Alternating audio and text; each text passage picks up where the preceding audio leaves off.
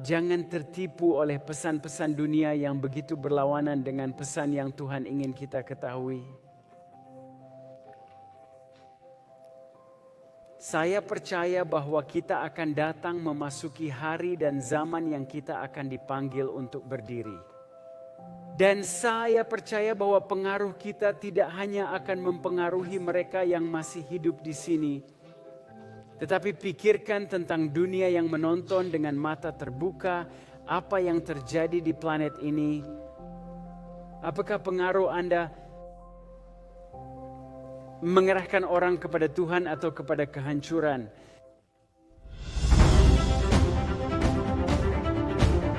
Tuhan meminta sesuatu, Dia akan melakukan bagiannya dalam membantu kita menyelesaikannya. Banyak anak muda, ini tubuhku, saya bisa lakukan yang kuinginkan. Iya, karena orang melihat pada apa yang terjadi tahun 2020. Jika ini adalah cara yang benar, maka harus konsisten dengan ini. Dia akan bekerja lebih kuat di hidup Anda daripada sebelumnya jika Anda memiliki iman.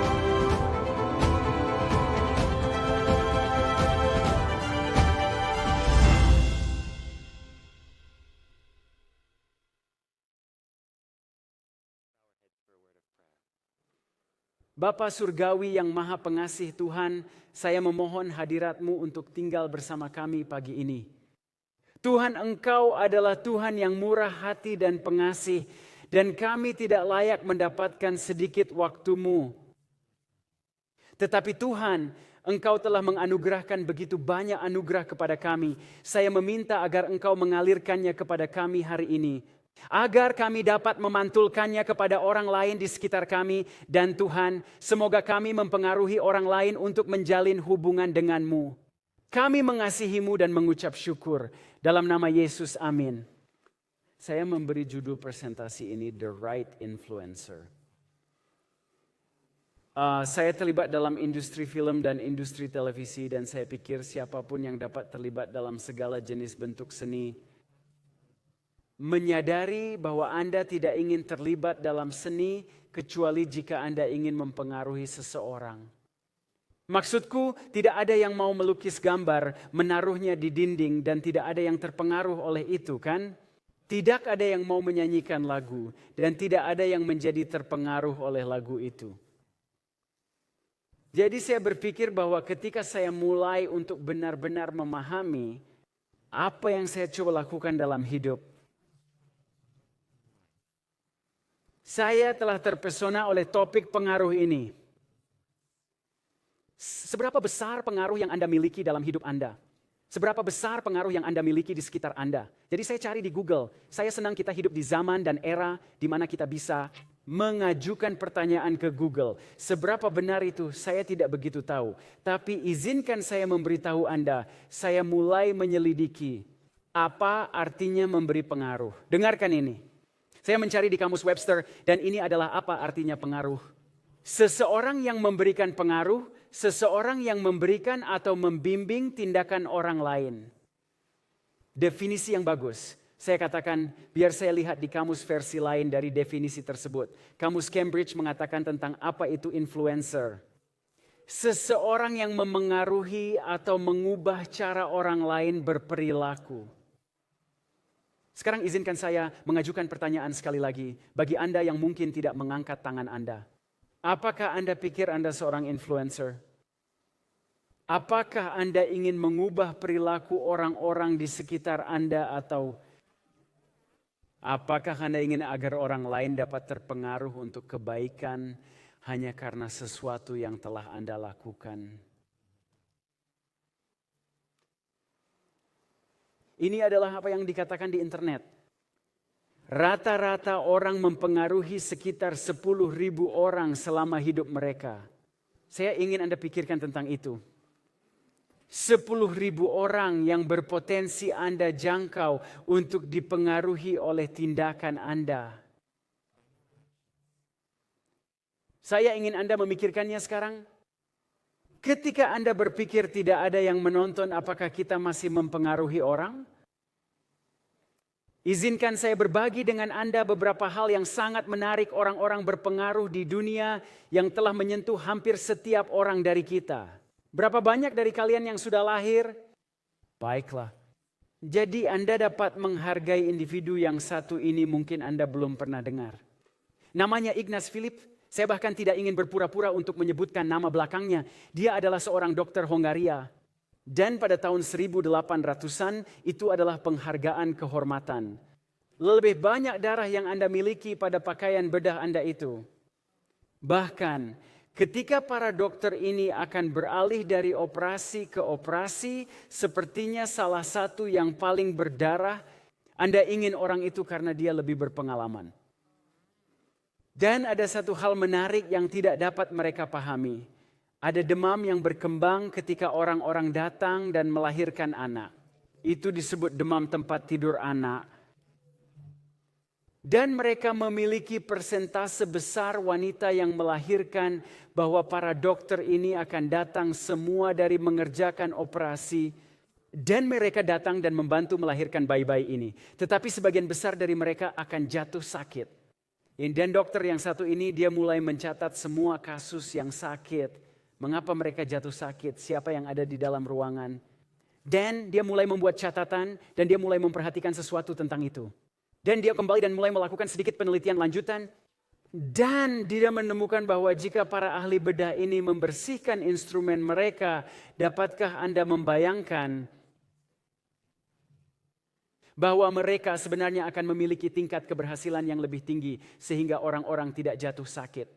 Dan ketika ia mulai berpikir tentang hal ini, ia mulai merenungkan, mungkin kita perlu bersih. Mungkin kita perlu membersihkan instrumen dan mungkin kita harus memulai dari hal yang baru. Dan saat dia menceritakan kepada rekannya, yang semuanya adalah para dokter yang berpendidikan tinggi pada saat itu. Mungkin Anda harus mencuci tangan. Apakah Anda tahu apa yang dilakukan para dokter kepadanya? Mereka menertawakan dia. Mereka menertawakan dia dan berkata, apa? Mencuci tanganmu? Itu benar-benar konyol. Itu tidak ada hubungannya dengan mereka menjadi sakit. Dan selama bertahun-tahun orang tidak mengerti bahwa hanya mencuci tangan Anda bisa menyelamatkan hidup Anda. Anda tahu bahwa mereka mengolok-oloknya hingga akhirnya dia benar-benar kehilangan kewarasannya. Daan bahkan akhirnya meninggal dengan cara yang sangat buruk tanpa banyak orang yang menyemangatinya dalam hidupnya.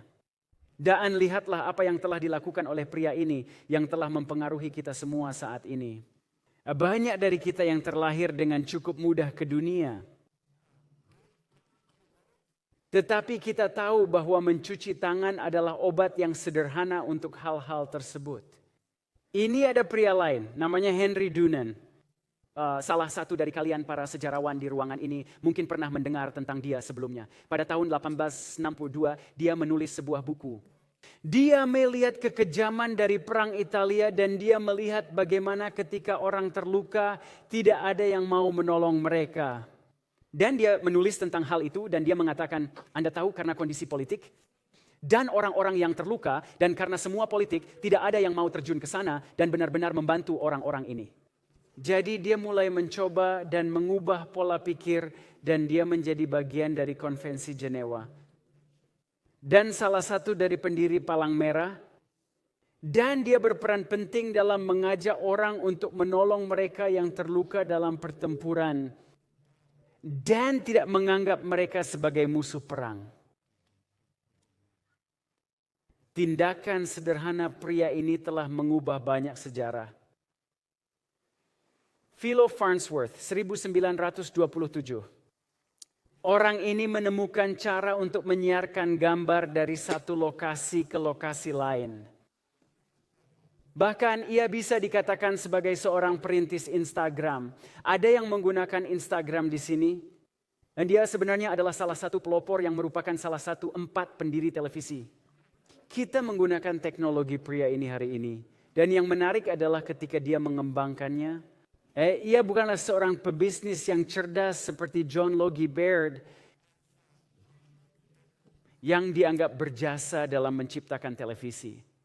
Tapi orang ini menciptakan kemampuan untuk menyiarkan gambar. Lihatlah berapa banyak kita menikmatinya hari ini.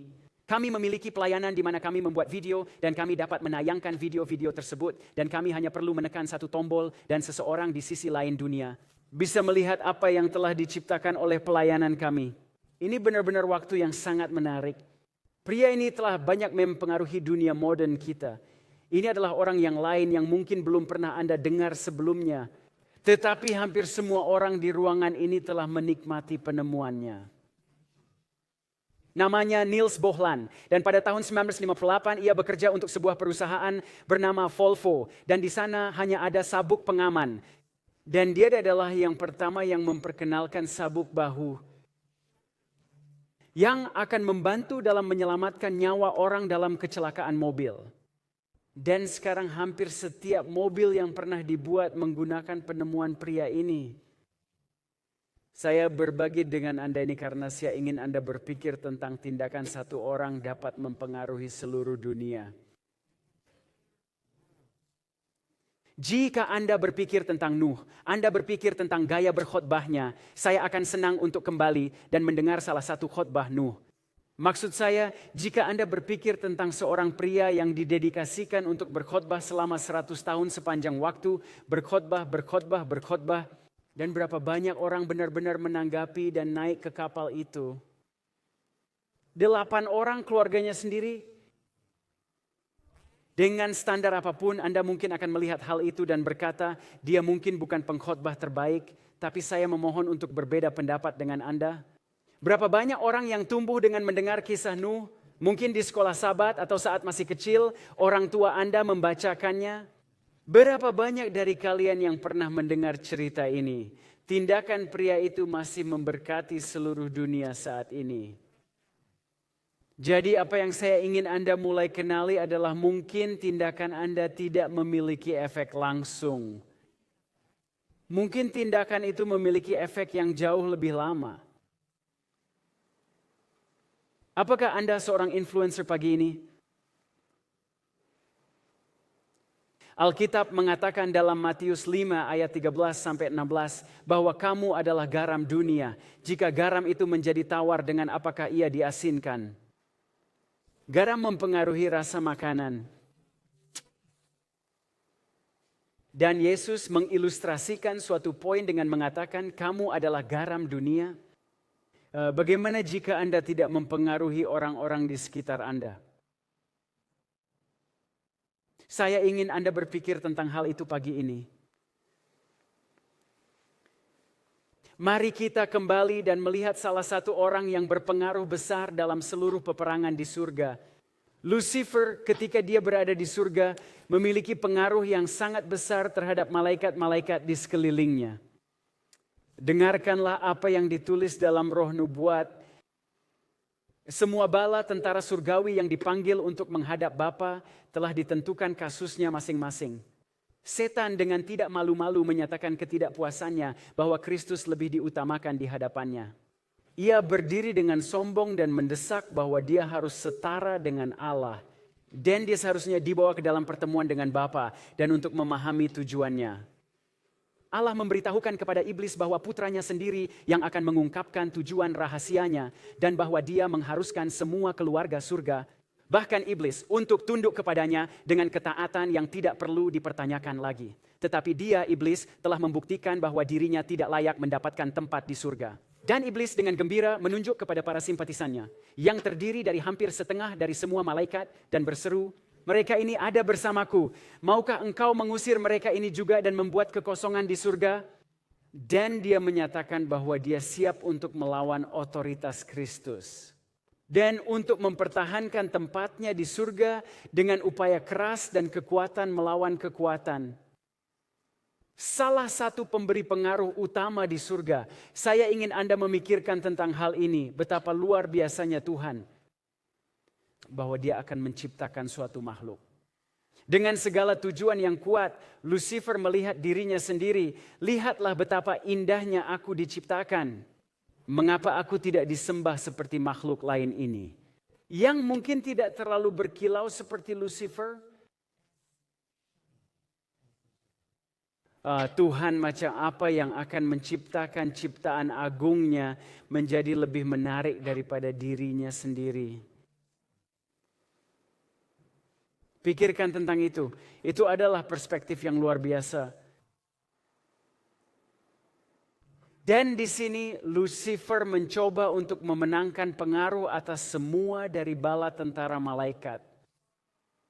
Untuk mencoba meyakinkan mereka bahwa Allah ini adalah Allah yang egois. Dan bahwa dia memiliki keegoisan alasan untuk menjauhkan Lucifer dari pertemuan-pertemuannya. Dikatakan bahwa malaikat-malaikat yang baik menangis mendengar perkataan iblis dan kecongkakannya. Allah menyatakan bahwa orang yang memberontak tidak akan tinggal di surga lagi. Keadaan mereka yang tinggi dan bahagia telah dipegang dengan syarat ketaatan pada hukum yang telah Tuhan berikan untuk mengatur tingkat kecerdasan yang tinggi. Tapi tidak ada ketentuan yang dibuat untuk menyelamatkan mereka yang berani melanggar hukum Taurat. Bagi Anda yang tahu beberapa dari pekerjaan yang telah dilakukan oleh pelayanan kami telah menunjukkan lagi dan lagi berkali-kali. Hollywood telah menyerang kesederhanaan hukum Allah. Memiliki ilah-ilah lain di hadapan Anda atau hubungan yang di luar konteks pernikahan. Berapa kali kita dapat melihat pada hal-hal sederhana yang kita miliki di dunia ini dan berkata, apakah hal ini sesuai dengan hukum suci yang dimiliki Allah? Iblis menjadi semakin berani dalam pemberontakannya dan ia menyatakan penghinaan terhadap hukum Sang Pencipta. Iblis tidak dapat menanggungnya. Dia mengklaim bahwa malaikat tidak membutuhkan hukum, tetapi mereka harus dibiarkan bebas untuk kehendak mereka sendiri yang akan membimbing mereka di jalan yang benar. Hukum tersebut merupakan pembatasan terhadap kebebasan mereka dan untuk menghapuskan hukum merupakan salah satu objek utama yang mendasari pendiriannya saat itu. Kondisi para malaikat pikirnya membutuhkan perbaikan. Tidak begitu dengan pikiran Allah yang membuat hukum dan meninggikan mereka sama dengan dirinya sendiri, yaitu kebahagiaan bala tentara malaikat dipertimbangkan dalam ketaatan mereka yang sempurna terhadap hukum. Masing-masing memiliki pekerjaan khusus yang ditugaskan kepada mereka sampai iblis memberontak karena telah terjadi tatanan yang sempurna dan tindakan yang harmonis di surga. Maka terjadilah peperangan di surga. Kita dapat melihat peperangan ini berlangsung dalam kehidupan kita sendiri. Tetapi alasan saya ingin memberi Anda bagian awal dari cerita ini adalah agar Anda dapat melihat. Lihatlah pengaruh yang menular ini turun bahkan sampai ke kita hari ini. Para nabi dan bapa mengatakan bahwa manusia harus memiliki citra Allah baik secara rupa maupun karakter. Kristus sendiri adalah gambar yang dinyatakan dalam Ibrani 1 ayat 3 tentang Bapa. Tetapi manusia dibentuk menurut rupa Bapa. Sifatnya selaras dengan kehendak Allah. Pikirannya mampu memahami hal-hal ilahi. Kasih sayangnya murni, nafsu makan dan hasratnya berada di bawah kendali akal budi. Ia kudus dan bahagia dalam mengenakan gambar Allah dan dalam ketaatan yang sempurna kepada kehendaknya. Alam semesta memperhatikan apa yang telah Allah ciptakan. Makhluk-makhluk yang diciptakan dalam gambar dan rupanya. Dan kita melihat berkali-kali. Iblis sedang menyerang gambar Allah ini.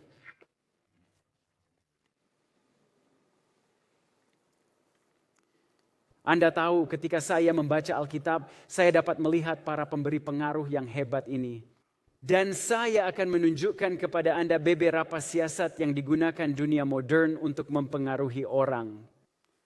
Tetapi saya ingin Anda menyadari bahwa Anda tahu beberapa orang di dalam Alkitab mengerti bagaimana pengaruh itu bekerja. Saya percaya Nebukadnezar akan menjadi salah satu orang yang paling menarik untuk ditemui di surga. Untuk memahami bagaimana dia memahami pengaruh, dia mengambil yang terbaik dari orang Ibrani. Dan ia menyadari bahwa jika ia mendapatkan kepemimpinan untuk melakukan apa yang dia minta untuk mereka lakukan, untuk sujud menyembah berhala ini, ironisnya, Tuhan memberinya penglihatan tersebut. Dan di sini ia justru menentangnya dengan membangun berhala tersebut. Dia mengambil yang terbaik dari negeri ini, menyatukannya, untuk tujuannya menciptakan pengaruh atas semua orang. Dan yang benar-benar mencengangkan adalah bagaimana Tuhan menggunakan tindakan ketiga pemuda laki-laki Ibrani ini untuk mempengaruhi semua orang yang terbaik di Babel. Apakah ada yang tahu berapa banyak orang-orang Ibrani yang ditawan? Apakah ada yang pernah mencari tahu? 70.000? Saya pikir itu di hitungan 3.000. Seseorang mungkin perlu memeriksa kebenarannya. Tapi saya ingat ketika saya melihat ini, 3.000 orang yang tiba-tiba berapa banyak dari orang-orang ini yang berada di dalam daerah yang Nebukadnezar suruh semua orang untuk bersujud. Berapa banyak dari mereka adalah orang Ibrani? 3 dari mereka. Tidak terlalu banyak, 3 dari mereka. Dan ketika saya memikirkan cerita ini, saya pikir jika kita berada dalam kondisi yang sama, berapa banyak dari kita yang akan berdiri untuk apa yang kita yakini. Ketika semua orang di sekeliling kita sedang sujud, berapa banyak dari kita yang akan mengalami hal ini? Dengarkanlah apa yang dikatakan Daniel 3 ayat 24 sampai 25. Setelah mereka dilemparkan ke dalam perapian yang menyala-nyala, Nebukadnezar sangat marah. Kemudian terkejutlah Raja Nebukadnezar, lalu bangun dengan segera. Berkatalah ia kepada para menterinya, Daniel 3 ayat 24, bukankah 3 orang yang telah kita campakkan dengan terikat ke dalam api itu? Jawab mereka kepada Raja, benar ya Raja, katanya. Tetapi ada 4 orang kulihat berjalan-jalan dengan bebas di tengah-tengah api itu. Mereka tidak terluka dan yang keempat itu rupanya seperti anak dewa. Bagaimana ia tahu seperti apa rupa anak Allah itu? Bagaimana ia bisa mampu menyadari hal itu? Bagaimana dia bisa tahu bahwa Sadrak, Mesak, dan Abednego adalah hamba-hamba dari Allah yang Maha Tinggi? Mereka pasti telah memiliki bukti sebelum pengalaman ini. Nebukadnezar pasti mengetahui siapa yang benar-benar mereka layani. Lihatlah betapa cepatnya Nebukadnezar berubah pikiran. Hai hamba-hamba Allah yang Maha Tinggi, datanglah. Dia segera mengenali siapa yang mereka layani, memanggil mereka, dan lihatlah betapa cepatnya. 1 ayat kemudian itu mengubah pikiran pemimpin yang paling dominan di dunia. Berkatalah Nebukadnezar, terpujilah Allahnya Sadrak, Mesak, dan Abednego. Ia telah mengutus malaikatnya dan melepaskan hamba-hambanya yang menaruh percaya kepadanya. Dan melanggar titah raja dan yang menyerahkan tubuh mereka karena mereka tidak mau memuja dan menyembah Allah manapun kecuali Allah mereka. Di sini dia berkata, berbahagialah mereka, namun hanya sesaat sebelumnya. Dia siap untuk mengakhiri hidup mereka. Pengaruh Anda untuk berdiri membela apa yang benar bisa mengubah hati para raja.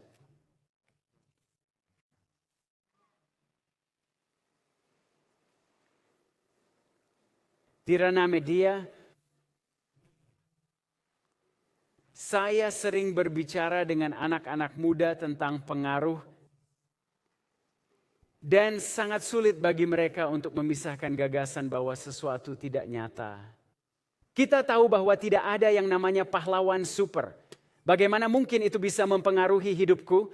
Hal ini sangat sulit untuk dimengerti oleh orang muda. Jadi saya sering menunjukkan kepada mereka contoh-contoh pengaruh. Saya tertarik dengan topik konformitas sosial. Mengapa kita melakukan apa yang kita lakukan? Mengapa kita mengikuti apa yang orang lain lakukan? Ketika kita melihat orang lain melakukan sesuatu, kita akan cenderung untuk terlibat dalam aktivitas tersebut. Dan ini adalah contoh konformitas sosial. Dan saya ingin Anda mengerti ini karena saya ingin Anda untuk memahami tingkat pengaruh yang sebenarnya kita semua miliki terhadap satu sama lain. Dalam contoh khusus ini, mereka membawa 3 orang ke dalam ruangan untuk mengetahui apa yang sedang terjadi dalam eksperimen tersebut. Dan 3 orang yang mereka bawa ke dalam ruangan yang tidak mengetahui percobaan tersebut. Dan mereka ingin menguji tanpa instruksi apapun ketika mereka mendengar bunyi bip dan orang-orang duduk. Seberapa cepat mereka yang tidak menyadari eksperimen akan menyesuaikan diri. Perhatikan apa yang terjadi. Jadi ketiga orang ini di sebelah kiri adalah aktor. tahu untuk duduk dan berdiri setiap kali mereka mendengar bel. Dan kami akan mengirimkan orang pertama kami yang tidak akan diberi instruksi sama sekali, selain hanya untuk mengisi survei mereka dan akan ditempatkan selanjutnya untuk duduk. Dan dia mengikutinya. Lagi. Sempurna. Bagus, dia hebat. Jadi sekarang kita akan mengajak orang berikutnya.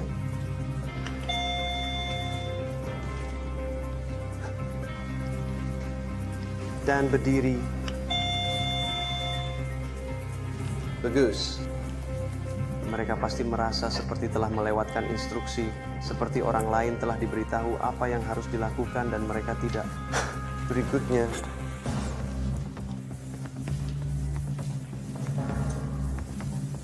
Dan duduk.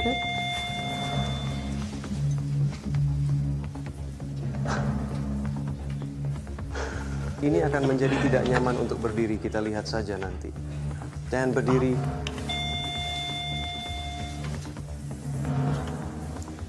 Bagus sekali. Jadi sekarang kita akan mengeluarkan ketiga aktor. Dan menyisakan barisan 4 wanita ini yang tidak diberi instruksi untuk berdiri atau duduk saat bel berbunyi. Dan kita akan melihat apakah mereka masih melakukannya sendiri. Ini dia. Wanita yang paling ujung tidak senang. Hal ini merupakan bentuk kepatuhan sosial murni. Mereka tidak memiliki instruksi apapun. Hanya dalam waktu 1 menit, waktu mereka menyesuaikan diri dengan tindakan orang lain karena ada orang lain yang melakukannya. Hal ini sudah terbukti berulang kali. Tahukah Anda bahwa orang akan secara acak berdiri dalam antrean tanpa mengetahui untuk apa antrean itu? Mereka sebenarnya telah melakukan percobaan untuk hal ini. Jadi pria ini sedang berdiri di dalam antrean, hanya ada tanda di bagian depan yang mengatakan bahwa antrean dimulai di sini. Tidak ada instruksi apapun, dan karena orang-orang penasaran untuk apa Anda berdiri di sini, untuk apa mengantri, seiring berjalannya waktu, cukup banyak orang yang penasaran dan mulai berdiri dalam barisan bersamanya. Dan kemudian mereka ingin melihat berapa banyak orang yang akan benar-benar sesuai dengan tindakan Anda. Jika Anda benar-benar membawa mereka pada jalur yang benar. Jadi perlu diingat orang-orang ini tidak tahu mengapa mereka berdiri di antrean. Dan saat mereka membawanya berkeliling, mereka membawanya dalam sebuah tes kecil untuk menguji seberapa jauh orang akan berjalan dengan mereka. Ya, mereka dibawa ke sebuah garis yang ada di lantai. Dan orang pertama yang melangkahi garis itu berkata, saya ingin melihat jika saya melangkahi garis itu dengan cara yang menarik. Akankah setiap orang melangkah melewati garis dengan cara yang sama? Tidak ada instruksi apapun dan semua orang mengikutinya. Ini adalah sifat manusia dan mereka telah mempelajari hal ini berulang kali. Namun bagaimana jika Anda berada dalam situasi yang berbahaya? Mereka telah mengujinya. Di Inggris mereka membuat sebuah kamar hotel palsu di mana mereka memasang suara api palsu dan asap palsu. Dan mereka ingin menguji seberapa cepat Anda akan bangun jika Anda benar-benar mengira ada kebakaran di dalam ruangan. Seberapa cepat Anda akan keluar dari ruangan ini. Lihat apa yang terjadi. Ruang konferensi hotel ini telah dipersiapkan untuk diskusi kelompok terfokus tentang belanja internet. Namun semua tidak seperti yang terlihat. Kami sedang sibuk.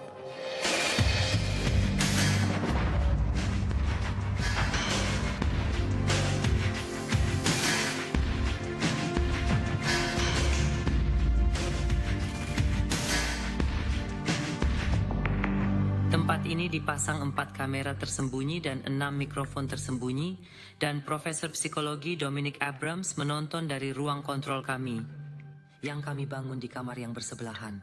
Sekarang ini hanya sebuah pertanyaan duduk dan menunggu. Ini adalah kuesioner tentang jenis kebiasaan berbelanja. Maaf, singkirkan saja itu dari kursi Anda. Peserta pertama kita adalah Mary Mizuno, seorang mahasiswa London yang mengira dia datang lebih awal. Apa yang dia tidak tahu adalah bahwa di balik pintu ini akan terjadi kebakaran serius di dapur hotel. Atau setidaknya ilusi yang diciptakan oleh sebuah mesin asap dan beberapa efek suara. apa yang akan dia lakukan?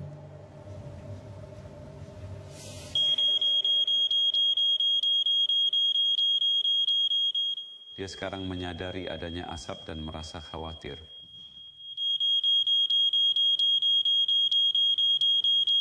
Pada titik ini dia memutuskan untuk menyelidiki untuk menemukan apa yang sedang terjadi.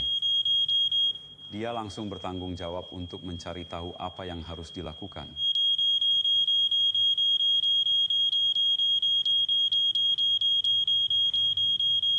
Mary melakukan hal yang masuk akal dan mengungsi dengan cepat. Dia bahkan meninggalkan tas dan mantelnya. Karena saya tidak pernah dalam situasi kebakaran sebelumnya, saya coba mengingat hal-hal yang seharusnya dilakukan. Jadi saya meninggalkan barang dan pergi keluar. Tetapi Mary sendirian. Kali ini kami telah menempatkan 7 aktor yang semuanya terlibat dalam eksperimen ini. Kami mengatakan kepada mereka, ketika Anda melihat asap itu, jangan berbuat apa-apa. Peserta kedua kami adalah Lauren Heffernan, juga seorang mahasiswa. Apa yang akan dia lakukan? Dalam situasi ini dia akan mengikuti naskah. Naskahnya sebagian ditulis dalam pikirannya. Ini adalah naskah yang dipinjam dari hal-hal seperti ujian. Kebanyakan situasi seperti ini memiliki beberapa elemen yang diharapkan atau perilaku yang ditulis. Tetapi, apa yang akan terjadi pada naskahnya apabila kita membuat situasi yang sedikit tidak biasa menjadi sangat tidak biasa? Tidak ada yang perlu dilakukan, jadi kita mendapatkan perhatiannya. Sekarang, berapa lama sebelum dia keluar dari ruangan? Berapa lama menurutmu dia akan duduk di sini? 1 menit, 2 menit, waktu yang lama. Lihatlah apa yang terjadi, tapi biarlah ini menjadi pelajaran bagimu. Mereka yang ada di sekitar Anda, ini adalah sifat manusia. Kita memiliki keinginan yang sangat besar untuk menonjol. Lihat apa yang terjadi.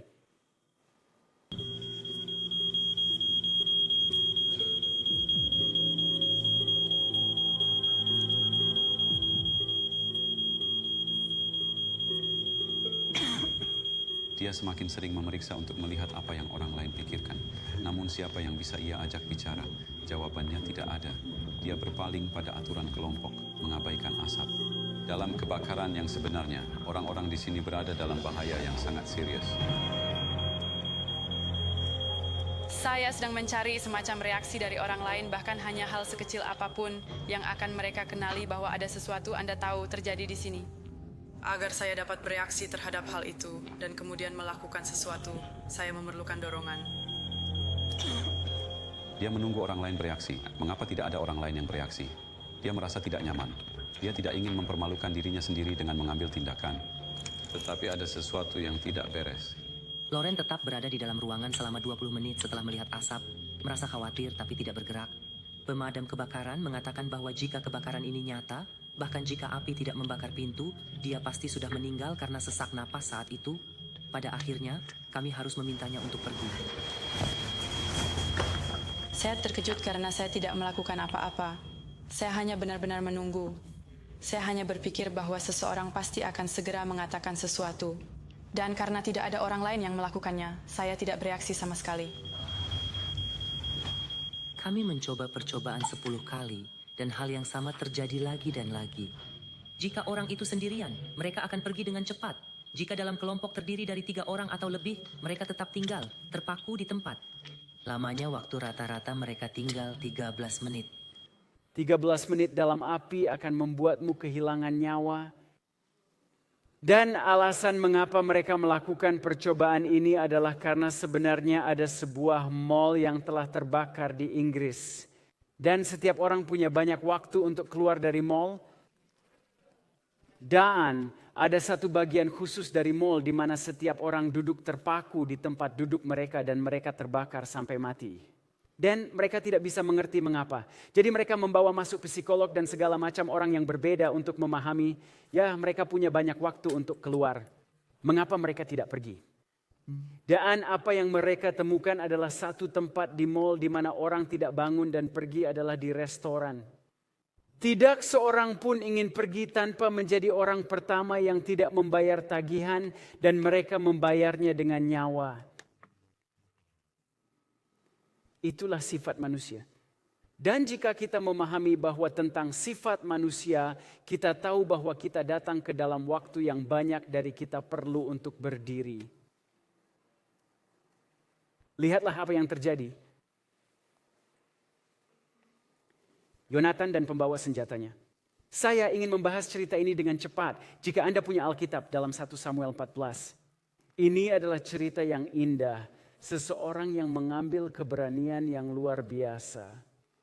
Dan seperti Yonatan dan pembawa senjatanya, ada sesuatu saya ingin Anda perhatikan tentang pengaruh yang terjadi karena cerita ini. Yonatan sampai pada pembawa senjatanya di ayat 6, 14 ayat 6.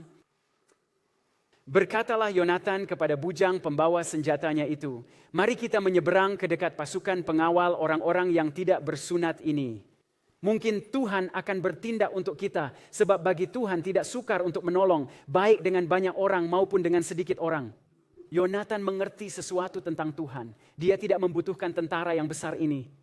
Dia seperti Daud, seperti apa yang kita bicarakan kemarin, memahami dan menempatkan kepercayaannya kepada Allah. Apa yang saya pikir luar biasa adalah kemauan pembawa senjatanya untuk pergi bersamanya. Apakah Anda pernah berada di sekitar orang yang ingin melakukan hal-hal besar bagi Tuhan? Apakah Anda cepat-cepat melompat ke sana dan mengulurkan tangan? Sungguh menakjubkan meskipun Yonatan meyakinkan pembawa senjatanya, lalu jawab pembawa senjatanya itu kepadanya, lakukanlah niat hatimu itu, sungguh aku sepakat. Sungguh mengagumkan bahwa Yonatan tidak bersikap arogan. Dan izinkan saya jelaskan seperti ini. Yonatan menyadari bahwa dia masih membutuhkan persetujuan Allah. Apabila kata mereka kepada kita begini, berhentilah sampai kami datang padamu, maka kita tinggal berdiri di tempat kita dan tidak naik mendapatkan mereka.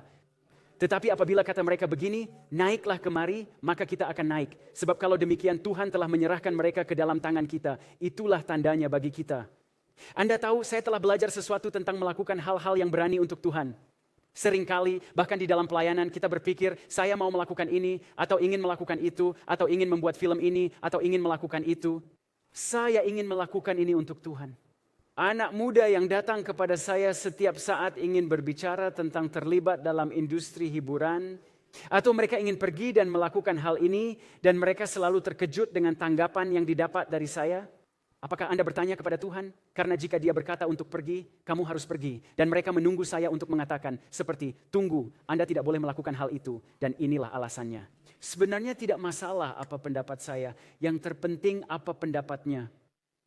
Dan kita harus belajar bahwa bahkan ketika melakukan hal-hal besar untuk Tuhan, kita harus terlibat dalam meminta kepadanya Tuhan. Apakah ini yang engkau inginkan? Apakah ini yang engkau inginkan? Inikah yang kau inginkan untukku? Jika ya, beri saya sebuah tanda. Saya telah melakukan hal itu selama pelayanan kami.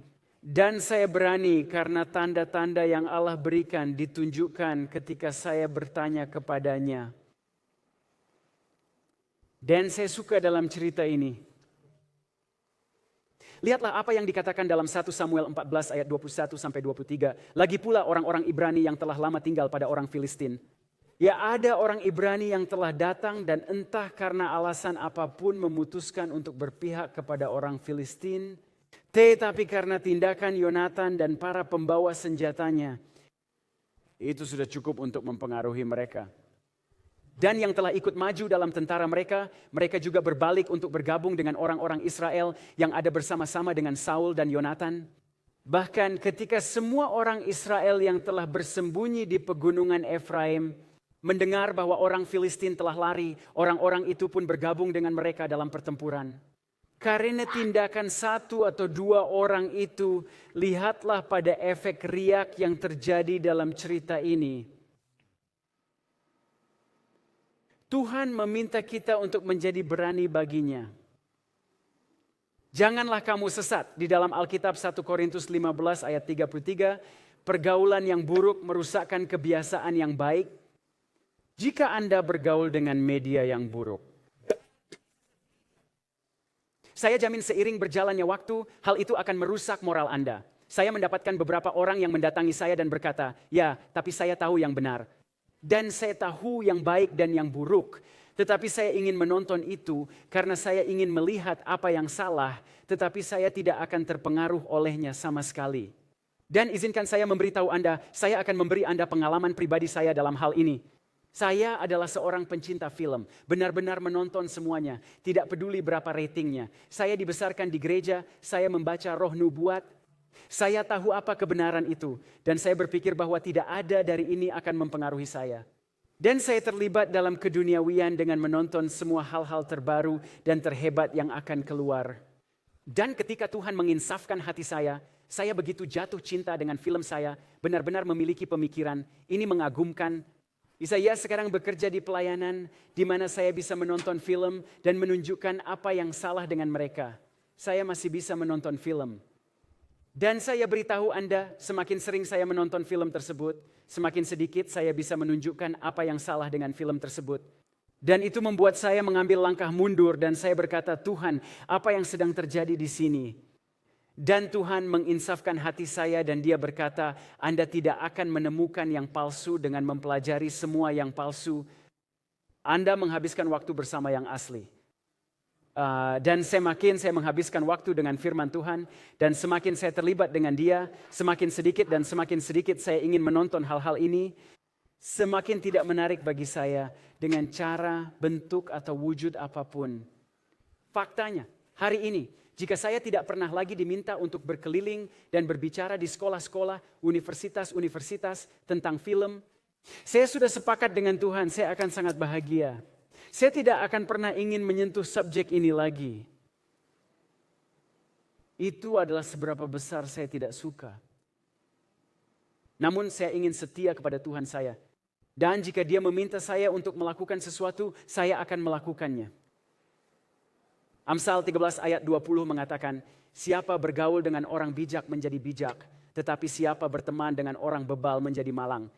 Jika Anda tidak tahu bahwa menghabiskan waktu dengan media bahkan bisa seperti menghabiskan waktu dengan teman-teman.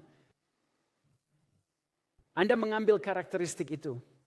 Jadi saya ingin menunjukkan kepada Anda beberapa hal yang akan mengilustrasikan contoh itu. Berapa banyak dari Anda yang pernah mendengar tentang influencer di zaman modern seperti sekarang ini? Anda tahu bahwa para pemasar telah beralih ke influencer di dunia. Dan beberapa influencer ini dibayar sangat tinggi, bahkan sulit untuk dipahami berapa banyak uang itu sebenarnya. Inilah yang teratas. Saya baru mencari di Google berapa banyak dari influencer top ini dan berapa banyak uang yang mereka hasilkan. Ronaldo adalah pemain sepak bola di dunia. Dia mendapat 2,4 juta dolar Amerika Serikat untuk membuat satu postingan. Itu adalah jumlah uang yang luar biasa. Faktanya Messi, dia juga seorang pemain sepak bola. Dia adalah yang ketiga di sana. Mereka mengatakan bahwa dalam hidupnya dia akan dibayar 1 miliar dolar oleh pendukungnya selama hidupnya. Jadi saya punya pertanyaan untuk Anda. Jika tidak mempengaruhi Anda, mengapa mereka membayar uang sebanyak ini? Jika tidak ada pengaruhnya terhadap Anda, mengapa Anda mau membayar uang sebanyak itu kepada orang-orang seperti itu jika mereka tidak memiliki pengaruh terhadap Anda? Saya ingin menunjukkan kepada Anda sudah ada banyak penelitian yang dilakukan di bidang pemasaran. Dan saya ingin untuk menunjukkan kepada Anda bahkan secara sederhana cara Anda memilih produk yang Anda kenakan, pakaian yang Anda kenakan. Tahukah Anda bahwa sebenarnya dapat mempengaruhi karakter Anda? Perhatikan apa yang dibicarakan oleh beberapa para pemasar. Coke hanyalah soda, Tylenol hanya acetaminophen, dan Levi's hanyalah jeans. Namun konsumen berusaha keras untuk memilih merek-merek tertentu daripada yang lain. Seorang ekonom akan berkata, bagaimana mungkin hal ini bisa terjadi bahwa konsumen yang rasional akan bersedia membayar lebih untuk hal yang persis sama? Kami senang menganggap diri kami sebagai orang yang rasional, bukan begitu cara kerjanya. Sebuah penelitian yang sangat terkenal dilakukan oleh rekan-rekan di Universitas Duke, itu memunculkan logo Apple atau logo IBM kedua kelompok acak peserta. Studi ini menemukan bahwa setelah terpapar secara subliminal ke logo Apple, dibandingkan dengan ketika Anda telah terpapar dengan logo IBM, para peserta tampil lebih baik pada tugas-tugas kreatif. Dan argumennya adalah bahwa Apple telah memberitahukan hal ini kepada Anda, cerita ini berulang-ulang, bahwa Apple dia adalah merek untuk orang-orang yang hip, keren, menyenangkan, orang-orang kreatif. Ini adalah kekuatan merek. Mereka dapat mempengaruhi perilaku kita dengan cara yang meluas, jauh melampaui titik penjualan. Jadi setiap orang di pemasaran inilah yang mereka diskusikan secara tertutup. Mereka benar-benar mengerti tanpa keraguan sedikit pun. Bahwa jika mereka menunjukkan sesuatu yang cukup sering, mereka menceritakan sebuah cerita yang cukup sering, mereka benar-benar dapat dengan kesempurnaan yang sempurna mempengaruhi perilaku Anda. Dan itu menarik bagi saya bahwa kita di gereja, kita memiliki masa-masa tersulit. Nah, saya tahu kebenarannya. Saya bisa menonton itu, saya bisa duduk di ruangan gelap sambil menatap sumber cahaya yang berkedip-kedip, dan hal itu sama sekali tidak memengaruhi saya. Saudara-saudara, ada buktinya di sini. Mereka menghasilkan banyak uang dengan memengaruhi dan mengajak orang lain hanya dengan menunjukkan gambar kepada mereka. Lihatlah apa yang dia bicarakan tentang aspek pakaian. Ini adalah Americus Reed. Dia mempelajari identitas dan pemasaran di Universitas Pennsylvania. Ketika saya membuat pilihan tentang merek yang berbeda, saya memilih untuk menciptakan sebuah identitas. Ketika saya memakai baju itu, ketika saya memakai sepatu itu, jeans, topi itu, seseorang akan membentuk kesan tentang siapa saya. Jadi jika saya memilih Nike daripada Under Armour, saya memilih semacam cara yang berbeda untuk mengekspresikan afiliasi dengan olahraga. Nike adalah tentang kinerja. Under Armour adalah tentang yang tidak diunggulkan. Saya harus memilih jalur konseptual yang mana yang paling konsisten dengan posisi saya dalam hidup saya. Dan begitu konsumen membuat pilihan, hubungan mereka dengan sebuah merek dapat jauh ke dalam titik di mana mereka mengidentifikasi merek tersebut seperti keluarga. Dan setelah Anda mengidentifikasi diri Anda dengan sebuah merek, hal itu dapat membentuk cara Anda berperilaku. Dan itu sangat menarik karena jika seseorang berbicara buruk tentang produk, merek, atau layanan, mereka akan menjadi yang pertama keluar dan membela. Mengapa? Karena serangan terhadap merek adalah serangan terhadap diri mereka sendiri. Dan kita sudah bicarakan ini kemarin. Sungguh di manakah para Daud berdiri melawan para Goliat di dunia kita? Ada banyak film yang menyerang Tuhan secara konsisten dan begitu terang-terangan. Saya menantang anak muda setiap waktu. Apakah Anda akan berdiri di dalam bioskop yang penuh dengan teman-teman Anda dan berkata, dia baru saja menyerang Tuhan saya. Mengapa saya ingin duduk dan membayar untuk ini? Ada banyak contoh tentang bagaimana merek dipahami. Mereka tahu tanpa bayangan keraguan bagaimana mereka mempengaruhi kita. Ya, berikut adalah beberapa contoh bagaimana mereka melakukannya sehingga Anda bisa melihatnya. Karena saya ingin Anda memperhatikan dan saya ingin Anda mengenali semua pengaruh yang kita miliki dalam hidup kita. Pada akhirnya akan berdampak pada karakter kita. Kami ingin belajar bagaimana pengiklan menarik perhatian kita dan membuat kita membeli barang yang tidak dibutuhkan. Jadi kami meminta Jonas Sachs, seorang eksekutif periklanan dan salah satu pendiri Free Range Studios, untuk menjelaskan beberapa cara merek-merek masuk ke dalam pikiran kita. Bagaimana iklan memberitahu siapa kita atau memberitahu kita siapa kita seharusnya. Kami melihat 3.500 dari mereka setiap hari, dan sebagian dari mereka pada dasarnya berkata pada kami, Anda payah, dan jika Anda tidak membeli produk ini, Anda tidak akan cukup kaya, cukup pintar, cukup seksi. Jadi kita berjalan-jalan sambil diberitahu 3.500 kali sehari betapa kita ini kurang dan lemah. Bukankah itu luar biasa? Ketika Anda mendengar pengiklan berbicara tentang hal seperti itu, mereka terus-menerus mengatakan kepada Anda bahwa Anda kekurangan, Anda tidak memiliki ini. Anda tidak cukup tampan, Anda tidak ini, Anda membutuhkan produk kami, maka Anda akan mendapatkan kepuasan dalam hidup. Jika Anda benar-benar memiliki sedikit jendela ke dunia mereka, dan bisa mendengarkan cara mereka berbicara tentang itu, kita mungkin tidak akan membeli produk mereka sama sekali. Tapi saya akan beritahu Anda, saudara-saudara, mereka tahu tanpa bayangan keraguan bahwa mereka memiliki kendali atas orang jika Anda memberi mereka waktu dan mata Anda. Inilah beberapa cara bahwa mereka benar-benar membuat kita untuk mengidentifikasikan diri dengan produk mereka. Apakah ada iklan yang melekat di benak Anda? Nomor 1 yang paling banyak dibagikan iklan di YouTube sepanjang masa adalah iklan Dove Real Beauty Sketches. Mereka membuat sketsa kecantikan. Ini semua tentang bagaimana wanita jauh lebih cantik daripada yang mereka pikirkan melalui seorang pelukis yang membuat sketsa mereka. Ceritakan tentang rambutmu. Mereka menggambarkan diri mereka dibandingkan dengan orang lain pikirkan. Gemuk wajahnya bulat. Orang berkata, mereka mencapai ratusan dari jutaan orang dengan pesan positif tentang kecantikan. Mereka mengatakan, itu adalah pandangan ide saya. Kemudian Anda mulai membeli sabun tersebut karena Anda memiliki nilai yang sama. Jadi mereka menambahkan nilai ke dalam populasi dan beberapa perusahaan tidak selalu memiliki nilai negatif seperti iklan itu. Apakah ada yang pernah melihat iklan Dove itu? Itu adalah salah satu iklan yang paling banyak dibagikan dan menurut saya ini adalah sudut pandang yang sangat menarik. Mereka meminta orang-orang untuk menggambarkan diri mereka sendiri kepada seorang seniman poles dan ketika mereka akan menggambarkan diri mereka sendiri berkali-kali, orang menggambarkan diri mereka sosok yang tidak terlalu menarik. Kemudian mereka meminta orang lain untuk duduk dan menggambarkan orang itu. Dan mereka akan menggambarkan mereka dengan sangat menarik. Menunjukkan kepada orang-orang bahwa pandangan diri Anda seringkali jauh lebih buruk daripada apa yang dilihat oleh orang lain tentang Anda. Sungguh sangat menarik apa yang mereka miliki.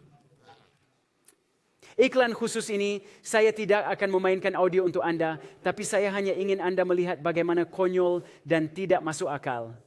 Iklan ini, Brad Pitt dibayar $7 juta untuk iklan ini. Dan semua itu adalah latar belakang abu-abu. Saya akan melakukan itu hanya untuk $1 juta. Maksudku $7 juta. Mereka tahu bahwa jika mereka menempatkan wajah orang tersebut, Anda akan lebih mungkin tertarik dengan produk atau layanan itu jika Anda menyukai individu tersebut. Tiger Woods dibayar $100 juta untuk memakai Nike swoosh di bajunya. Gambar kecil berukuran 1 inci. Dia dibayar dengan jumlah uang yang luar biasa. David Beckham dibayar $160 juta hanya untuk memakai logo Adidas. Dan tahukah Anda, saya mulai mencari tahu, seperti banyak orang yang berkata, saya bahkan tidak menonton iklan. Mereka tidak mempengaruhi saya karena saya langsung pergi dan melakukan hal lain ketika iklan muncul. Anda pernah mendengar seorang berkata itu? Lihat ini. Saya mengetiknya di internet dan saya menemukan sebuah studi yang mereka lakukan dengan psikologi. Dikatakan alasan bahwa kita semua menerima iklan adalah karena kita berasumsi bahwa kita dapat mengabaikan sebagian besar darinya. Faktanya, jika kita tidak memperhatikan iklan tersebut, kita tidak akan memiliki pengaruh yang begitu besar terhadap perilaku kita. Jadi para pembuat iklan mencoba meningkatkan volume, setidaknya kita bisa memalingkan muka, bukan? Itulah yang dipikirkan orang. Namun inilah yang sebenarnya mereka temukan. Hasil penelitian menunjukkan bahwa efek iklan yang paling kuat adalah menciptakan perasaan yang baik tentang suatu produk yang mengelilinginya dengan hal-hal yang Anda sukai. Jadi penting untuk menunjukkan bahwa pengkondisian efek paling efektif ketika Anda bahkan tidak menyadari bahwa hal itu terjadi. Mereka menyadari bahwa Anda lebih terpengaruh ketika Anda memiliki sikap, saya tidak terpengaruh oleh hal ini. Dan mereka menemukan bahwa hal itu benar lagi dan lagi. Jadi izinkan saya berbagi sesuatu yang menarik kepada Anda. Israel terus-menerus terbujuk untuk menjauh dari Allah. Baal adalah salah satu dewa yang selalu mereka sembah. Dan saya penasaran suatu hari, mengapa Baal? Mengapa mereka mau menukar hubungan luar biasa yang mereka miliki dengan Tuhan? Dia membawa mereka keluar dari Mesir, dia melakukan semua mujizat. Apa yang ada pada Baal yang begitu menarik sehingga mereka bersedia secara nyata meninggalkan Tuhan dan mengikut ilah ini? Jadi saya melakukan sedikit riset di internet Ensiklopedia Britannica. Dan ketika saya memutuskan untuk melihat ke dalam hal ini dan memahami siapa itu Baal, mereka menyebut Baal sebagai Tuhan-Tuhan. Bahkan mereka menggambarkan dia sebagai Allah yang tinggal di awan-awan. Dan bahwa dia adalah karakter yang mengendarai di atas awan. Mereka mengatakan bahwa Baal adalah yang menyebabkan turunnya hujan dan benih-benih tumbuh. Sekarang saya menemukan bahwa sangat menarik. Saya berkata karena itu sangat dekat dengan kehidupan Tuhan di awan kan. Dan dialah yang membuat hujan turun dan benih-benih tumbuh. Dialah yang melakukan semua hal ini.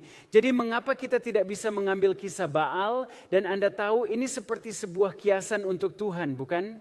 Jadi saat saya terus membaca, lihat ini. Dikatakan bahwa dia adalah penguasa surga. Baal.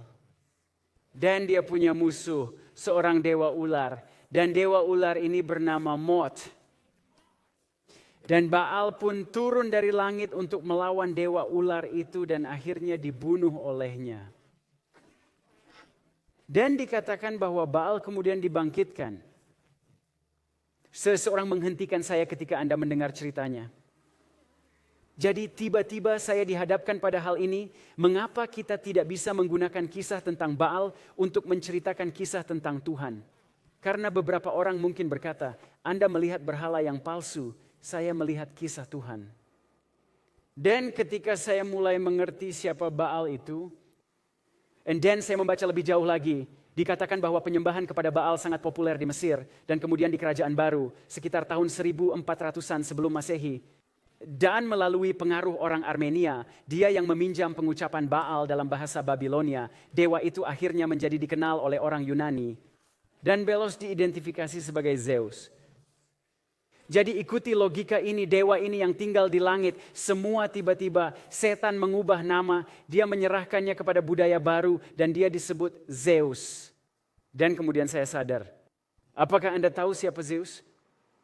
Superman adalah Zeus, Batman adalah Hades, Aquaman adalah Neptunus. Kita masih mengikuti Baal. Kita tidak memanggilnya Baal karena iblis itu sangat pintar. Dia hanya mengubah nama dan membawanya ke dalam budaya kita saat ini sebagai Superman. Dan izinkan saya memberitahu Anda ketika saya datang ke sekolah dan saya melihat saudara-saudara muda kita mengenakan baju Superman. Dan saya berpikir, mengapa kita tidak memakai kaos yang bertuliskan, saya mengasihi Yesus, kamu juga harus begitu. Mengapa kita tidak mengenakan hal-hal yang mempromosikan kekristenan kita agar orang-orang tahu di sisi mana kita berdiri. Kita masih mengikuti berhala-berhala palsu. Di sini ada seorang penulis buku komik penulis yang berbicara tentang hubungan antara Superman dan Zeus. Jangan tertipu saudara-saudara. Alkitab sangat jelas dalam banyak hal. Jangan ada Allah lain di hadapanku. Mengapa saya perlu memperhatikan cerita tentang dewa-dewa lain? Sebaiknya kita mengambil nasihat dalam 1 Timotius 4 ayat 7. Tetapi jauhilah takhayul dan dongeng nenek-nenek tua. Latihlah dirimu beribadah. Salah satu cerita paling populer dalam budaya modern kita saat ini, yang telah melampaui $1 miliar dalam waktu yang singkat adalah kisah Barbie. Saya tidak tahu apa-apa tentang kisah Barbie, bahkan tidak pernah melihat lebih dari 1 menit klip cerita ini. Tidak peduli untuk melihat ceritanya, tetapi Anda tahu tentang apa keseluruhan ceritanya? Wanita tidak membutuhkan pria. Anda tidak membutuhkan pria. Wanita harus menerima kehidupan ini dan menjadi bagian atas dari rantai makanan melebihi pria. Apakah itu topik yang dibicarakan di sini? Kita tidak perlu melihat semua ini, tapi saya ingin Anda untuk mengenali ini. Saya mulai melihat beberapa artikel yang telah ditulis tentang hal itu. Dan dikatakan bahwa film ini mendapatkan gelombang besar wanita yang sekarang putus dengan pria mereka karena mereka pergi dan menonton film ini. Anda bisa melihat artikel demi artikel mengapa wanita putus dengan pacarnya karena melihat Barbie. Itulah mengapa, dan itu sangat menarik. Artikel mengatakan film ini meninggalkan kesan yang mendalam terhadap budaya dan pengaruhnya akan terasa dan diharapkan akan terasa selama bertahun-tahun. Anda tahu, mereka tahu seberapa besar pengaruh yang mereka miliki terhadap kita. Apakah kita mengetahui itu? Yang sangat menarik. Mereka mengeluarkan, inilah sekumpulan artikel yang membahas tentang hal yang sama persis, tetapi mereka mengeluarkan sebuah cuplikan. Dan ketika saya melihat trailernya untuk cerita ini, itu sangat mengganggu saya. Mereka memiliki lagu dari tahun 2001 Space Odyssey yang benar-benar berbicara tentang evolusi umat manusia. Jadi mereka menempatkan gambar itu di benak orang. Dan mereka memiliki gadis-gadis muda yang ada di sini bermain dengan bayi mereka. Dan saat mereka bermain dengan bayi-bayi muda yang terlihat sangat realistis ini, dan Barbie sekarang diperkenalkan.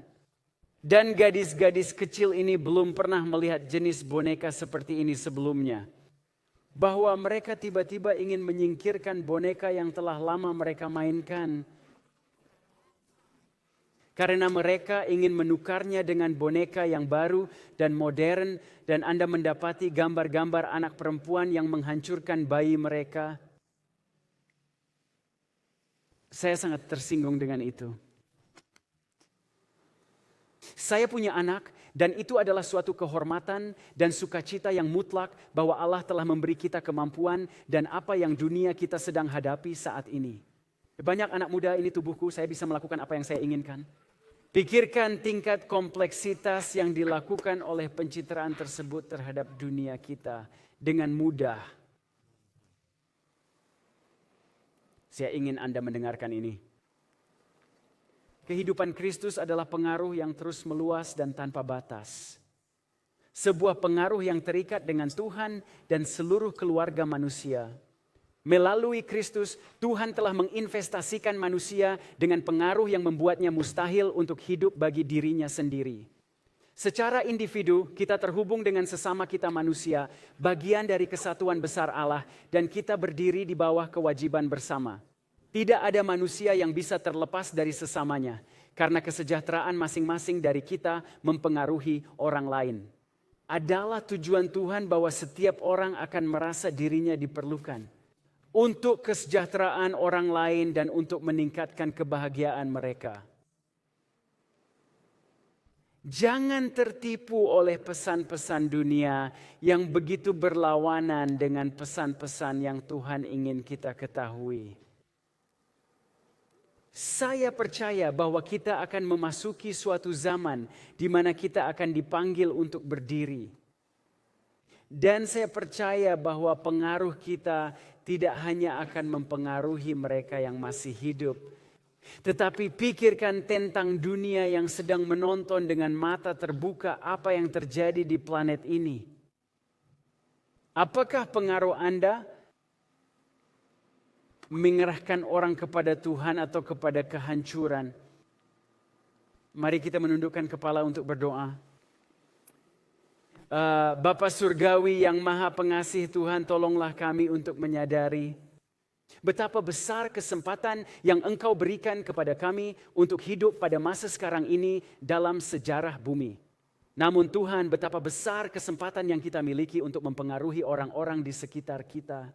Ya, jika itu adalah doa sederhana, jika itu adalah kata-kata penyemangat sederhana, jika itu adalah berbagi teks Alkitab yang sederhana, Tuhan, tolonglah kami untuk berani bagi-Mu. Karena kami tahu bahwa waktu semakin dekat. Tolonglah kami untuk menggunakan pengaruh itu dengan bijaksana untuk mengarahkan orang kepadamu. Kami mengasihi-Mu dan berterima kasih. Dalam nama Yesus, amin.